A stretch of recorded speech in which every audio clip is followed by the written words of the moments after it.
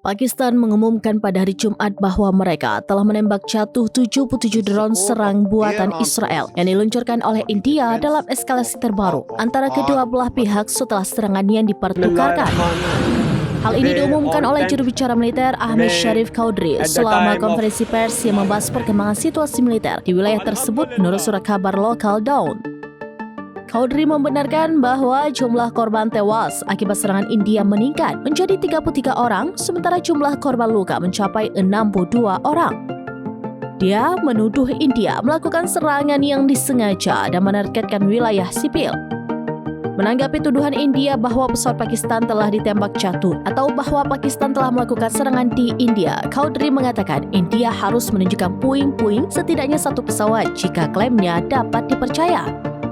Ia mengungkapkan bahwa tentara Pakistan tidak kehilangan satupun rakyatnya dalam bentrokan antara kedua negara meski ada korban jiwa di antara jajarannya. Chaudhry mengirim pesan